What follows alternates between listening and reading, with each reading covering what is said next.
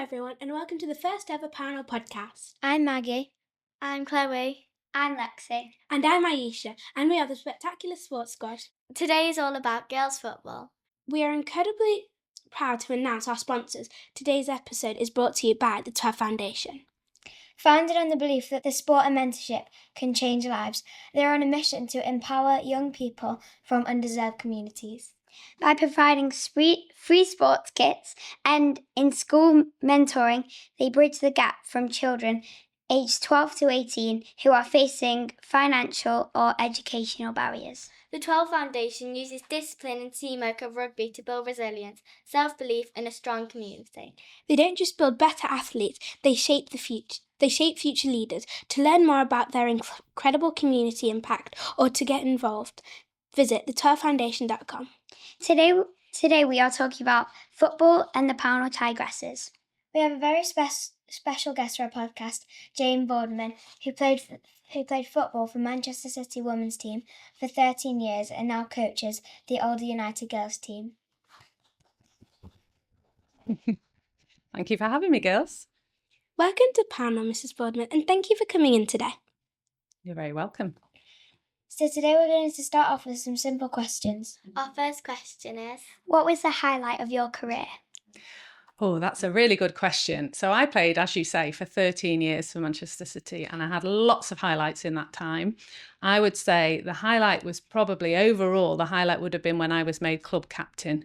So not just captain of the team, but captain of the whole club. And that was a huge honour. And I was chosen to do that. And also, I was club captain for 6 years. And in those 6 years, in 4 seasons, I got voted Players' Player of the Season, which I was really proud of, because that's where your players, your fellow players, your teammates all decide that you've made the strongest contribution that year. And that was something I was very, very proud of, to be recognised by my team. that was amazing. Yeah. Well done. I think she Thank deserves you. a clap. What do you think the quality of a good team is? Oh, I think the qualities of a good team are lots of things, actually. And the first one is commitment, because with team sports, everybody has to turn up. If it's tennis or golf, if you don't turn up, there's only really you that you've let down. But in a team sport, if you don't turn up, you've let all of your team down. And it's very, very difficult. And I know this now as a coach of a football team and of a netball team as well. It's really hard to coach a team when not everybody's there. And particularly if somebody misses a lot of training, you really see that on the match field. You know, you see that in how they play, because they've not learnt as much as everybody else because they're not there. So commitment, I would say, is the first thing I would talk about. Respect, being respectful of your teammates, which again, being committed is part of respecting your teammates. Otherwise, they're wasting their time if you don't turn up. Yeah. But also being respectful to your coaches, listening, taking on board the feedback, respecting the feedback, even if it's not necessarily what you want to hear, respecting the opposition, saying well played, well done, making sure they're okay if they've, gone to the ground after a bad tackle, and respectful to the officials. And we don't always see that when we watch sport on TV, do we? Particularly the men in the Premier League. They're always having a go at the referee. Yeah. I think it's a really hard job to be a referee. My son, actually, he's 15 and he's doing a referee's course next month. So he's going to be refereeing next season. And he's a bit worried that people are going to shout at him and that, players are going to moan at him and parents are going to be shouting from the line. And the officials, we couldn't play a game without an official, could we? We couldn't play a match without a referee. So respecting the referee, I think, is really important. I think the other qualities I would say, hardworking, work really hard to be the best player you can be, but don't compare yourself to anybody else. The best player you can be, and have fun, because we really need to enjoy what we're doing. Because if we don't enjoy it, eventually we'll stop it, won't we? We'll go and find something that we do enjoy. And that's the thing with sport. There's so many different types of sport that if you don't like the one that you're trying out right now, go and try another one. You guys love football right now. Yeah. And some of you love other sports as well, don't you? You play netball, you do other things. And that's great, trying out lots of sports. And if there's ever a time when you think, actually, I'm not enjoying football as much as I used to, then focus on something else. That's the beauty of sport. There's lots of different things to try. How do you feel about how much girls' football has grown over the past couple of years? Well, it's very different to when I started playing football. When I was at school, there were no girls' football teams anywhere near me. So I had to play with my brother's team. And he was a goalkeeper and I played in defence right in front of him. And my dad was a PE teacher and that's how I got into it. I don't think you've got a question on that later. So it's developed hugely since then, and it's brilliant that there's all this choice and lots of different teams that you can play for and good competitive matches every weekend. I think there's still some way to go, though, for women's football and girls' football to really find its place. And I think one of the things that is really tricky sometimes is that people watching women's football, they compare it to men's football. And they don't just enjoy it for what it is, which is women's football. And if you think about things like tennis, you don't watch a really good female tennis player and say, oh, she's not as good as the man, or she can't serve as fast as him. They're two different sports. Women's bodies are different. Their strengths are different. The game is different. And I think sometimes, particularly things like goalkeeper, and you're a goalkeeper, aren't you, Aisha? Sometimes people watching women in goal, they'll see a goal go in and they'll think, oh, she should have got that. Yeah. But they forget that women are on average 5'7", 5'8", female goalkeepers, male goalkeepers, 6'2", 6'3", some even taller. Of course a man can reach out and grab the ball. Yeah. But the goal's the same size, whether you're a man or a woman, right? So again, let's not compare. Let's just enjoy the sport, appreciate the skill that these women and the effort and the fitness. And I think only when we do that and we appreciate women's football and girls' football as a sport in its own right, will we truly have that equality in terms of how football is covered in the media in particular. What advice can you give to young girls who want to play football, and some good tactics you could give to us as well? That's a really, really good question. My advice would be, firstly, find the right team. And this comes down to, you need to find a team where you're going to get to play a lot of football. You're going to have a ball at your feet a lot of the time. You're getting lots of minutes. If you're in a team and you find you're on the substitutes bench a lot of the time and you're not getting to play, it's probably the wrong team for you. And the good thing about all of the development in girls' football that we've just talked about is there's lots of different types of teams. The really, really elite teams, the academy teams, and then beginners teams, and everybody can find their place. So I would say to anybody who's looking to start out, make sure you find the right team, because if you're not playing football, you're not going to develop and learn. I think the other piece I would say in terms of tactics, and I would say this because I'm a defender, I was a defender, is Are you a defender too? Yeah. Good, yes, the best. Well, there's no best position, but I always think it can be too easy to think I'm going to go for glory and I'm going to score the goal, and it's only goals that matter. Yeah. And I always say to my teams, if we score 10 goals, that's great. But if the opponents score 11, we've lost the game. Yeah. Whereas if we defend together and we are careful about how we attack and when we attack, we can hopefully keep a clean sheet and win the game, because we'll score maybe 2 or 3 goals, not 10. But we'll defend and we won't concede any, or we'll concede 1 or 2. Yeah. So when you see lots of young people playing sport, they want the glory. They think scoring the goal is what everybody wants. That's the glory. Yeah. But for me, a really good tackle or a brilliant save in goal, that's just as good, if not better, than a hat trick for me. How did football become a part of your life, and how did you get to play professionally? Well, firstly, I didn't play professionally in that when I played for Manchester City, nobody paid me. And that's what professional means. Professional in sport means that you get paid to play. And when I was a child and when I was a young adult, there were no professional women's football teams. And that was because nobody wanted to watch women's football and no TV companies wanted to show the matches. So there was no money to pay anybody.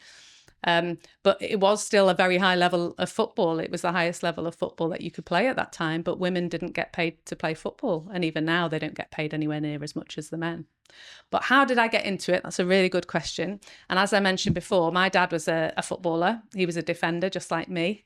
And he played semi-professional football, which means that he got paid for every match he played. So he wasn't contracted to a club, but he would play for lots of different clubs in different seasons, and he was paid to play. And then when he retired, he became a PE teacher, and he used to coach schoolboys football. So most of my evenings and weekends, I was stood at the side of a football pitch watching my dad either play or watching him coach young people, or alongside watching my brother play. And so eventually I thought, well, if I'm going to spend all this time at the side of a football pitch, I might as well do something useful, and started kicking a ball around myself. And that's how I got into girls football, although it wasn't girls football because there was no girls football teams. So as I said before, I played for my brother's team. My brother's about 18 months younger than me, and he was a very good goalkeeper, and he was playing up an age group, which meant that I could play with his team. And then when I became 11, there was a rule, and the FA at that time said, once girls get to 11, you can't play in boys' teams anymore, because they thought it wasn't ladylike and that we wouldn't cope because we'd be too frail. And so I couldn't play in a team between 11 and 17 when I went to university, 18. I didn't have a team, and I just used to play in the school ground with the boys in the playground, getting lots of scrapes on my knees, like your scrapes from netball. And the boys welcomed me. They were happy for me to play. I was a bit of a novelty. And then when I got to university, it was brilliant because there was a women's team, and I tried out and I got in the team. And then in my last year at university, we had a friendly match against Manchester City, because I went to the University of Manchester. We had a friendly match against Manchester City, and they invited 4 of us down for trials. And I went and had a trial, and I got in, and that's the rest is history, as they say. Well done. Thank you. Now, if it's okay with you, we'll move on to you asking some questions about us, the Tigresses. Amazing. I've been looking forward to this bit. I've got some really tough questions for you. Right. Putting us on the spot. Yeah, putting you on the spot. Absolutely, Aisha. Right. So my first question is, why do you play football? What are your reasons for playing football? Well, I really like playing football because I feel like it's just a good sport to play. It's good for teamwork. And even though men's football is a bit more higher up than women's football, I feel like us as a Tigresses team, we could inspire in the younger years to come and play with us and follow in our footsteps. I love that, to inspire the next generation. Yeah, absolutely. Anyone else? I play football because it strengthens bonds with friends, and you can have a new friendship group, and you when you play with others, you also make a friendship with others as well. So that's a fantastic reason. Finding common interests. Yeah, I've got so many friends from playing football over the years, people that I wouldn't have met if I hadn't played sport. Yeah, that's a great reason. Very good. Right, my next question is, what would you say to someone who's thinking about joining a football team, but they've never played before and they're feeling a bit nervous? What would you say to them? Well, we would just make them feel welcome, make them feel like they can express their feelings, so we can help them through what they're feeling. Yeah, it's a good idea. idea. Also help them practice at break time or something, so they feel confident enough to join a team. Yeah, that's great, Lexi. So making them feel ready. Yeah. Excellent. And what if they're still feeling a bit nervous? What would you say then? Could also help them find the position for them, because I started off by being a midfielder. Yeah, me too. And then I didn't enjoy it, so I was going to stop playing football. But then one of my friends from my team said, well, how about you try defender? It seems like the position for you. And I've and you've loved it ever since. Yeah, that's fantastic, Chloe, because I think one of the good things about football, and it's the same about netball, it doesn't matter if you're tall, if you're short, you can be any shape and size. There is a position for everybody. You can be fast, you can be slower, you can be skillful on the ball, you might just be aggressive in the tackle. I was never the most skillful player in my team, but I was quick, I was fit, I was committed, I was happy to tackle, I was quite tall, I could get up in the air and win the ball in a header. And then I would win the ball and give it to somebody else who could do all the skillful stuff and all the tricks. Yeah, so there's a place for everybody, absolutely. And I think sometimes with young people in sport, we pigeonhole them too soon. We say, oh, right, you're a midfielder, you're a defender, and they get stuck. Yeah. So one of the things I try and do as a coach is mix people up, give them the opportunity to try different positions. Like Maggie, you've played in my team, haven't you? And you've played in defence, you've been up front, you've been in goal. Do you remember? And you saved that penalty? Yeah. You're fantastic. Really good in goal, yeah, she's fantastic. I remember when I was an Oldley and when I was a midfielder on both of the sides, and then so for Oldley I was training and playing matches in midfielder, and then I was also playing at goal at home. Yeah. So I do training. And I remember, if I remember rightly, Aisha, there was a game when you scored a goal and saved a penalty in the same game. Do you remember that? Yeah. Which is fantastic, isn't it? You're getting lots of different experiences. Okay, I've got one more question. What do you think is more important in sport, skill or effort?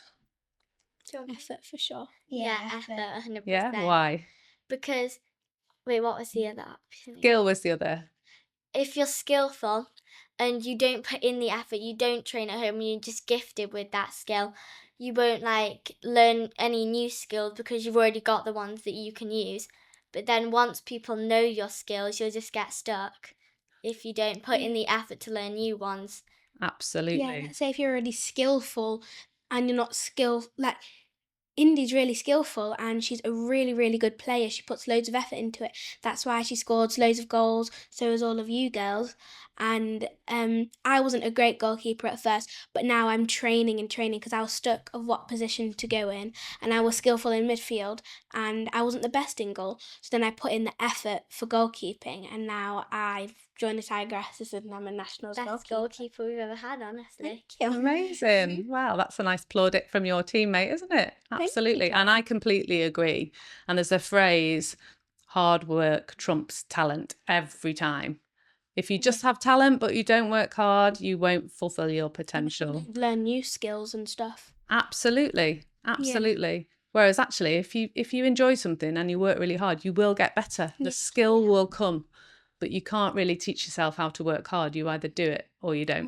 Yeah. Absolutely. And all the girls in my team, we would all train every Friday, wouldn't we? Yeah. And because all the girls are already really skillful, we've put in all the effort and training. We do training just like by ourselves at home, don't we? Yeah. Because we have nets and stuff, like goal posts and stuff. And they're already really skillful, but when they put in all of that effort, they come on Fridays and they show us their new tricks. Yeah. And it's really I really like nice. that about working on your own at home as well, because that's really important, because there'll be things that your coach will work on with you as a team, but that won't cover everything. And you all have individual strengths and weaknesses you need to focus on and things you need to develop. So that's great to hear that you're doing that independently. And also, like if we've been practicing, Mr. Goldburn, our coach, can say that we've been practicing because we are so much better than a few weeks before. Like some of the skills we've been doing, you can tell who's practicing at home and who's not. Absolutely. There's a massive difference. I completely agree, Chloe. Completely agree. We're more practicing at home now because we're not doing Tigresses on Fridays anymore because it's for the younger years now. So we're practicing more at home. Yeah. And it has helped. Fantastic. Brilliant. Have we got time for one more question, do we think? Yeah. Okay. What is the best thing that you've learnt from playing football that isn't anything to do with actually playing football? So not a skill you've learnt on the pitch, but maybe something else that you've learnt that you might take through the rest of your life. Well, probably is teamwork. Let's say if you don't let in a goal and you've let yourself down, like Chloe and Eliana, you're my defenders, aren't you? So whenever I score a goal, I'm always just like disappointed, like why did I let that goal in? And then Chloe and Eliana say, no, you did amazing. They like comfort me. So I think making like strengthening a team and like resilience, comforting them, and just giving them that confidence that they need to carry on the match. Yeah, so they've learned how to big somebody else up, how to make somebody else feel better, and just learn to take words from, like, let's say if your team ever gets angry, like my team never gets angry at me, they always comfort me. And let's say on a opposite team, when they're like not showing any sportsmanship, they're like being cocky about it, we're all like, oh, why would they do that? But all the girls say, that's their problem, not ours. Let's just carry on, and we end up winning. Fantastic. So if you make a mistake in your life, later on in life, maybe you have a difficulty or something doesn't go your way, that's going to make you more resilient, isn't it? Because you go, okay, I can learn from this. People do make mistakes. Your teammates have made you realise that that's okay. Everybody makes mistakes. You just have to take it also, when it comes at you. Sorry, that's fine. I've also learned that constructive feedback isn't meant to be pointed at you. It's The whole like team. it's towards like making you better, because when I come off the pitch, my dad and sometimes my coaches used to say, okay, you could have done that better, and I used to be like, I used to take that to heart. Yeah. But now I know they were doing that to make me a better player, or to make me a better person, Yeah. not to like name and shame or tell me what I was doing wrong. That's fantastic, Yeah. because whatever you do in life, you'll always get feedback when you're working, and you have to be able to take the good with the bad and think about the more constructive feedback and take it positively. And as long as people are giving good examples where you can go, okay, I understand that feedback, I know what you're talking about, then you can take it forward. Maggie?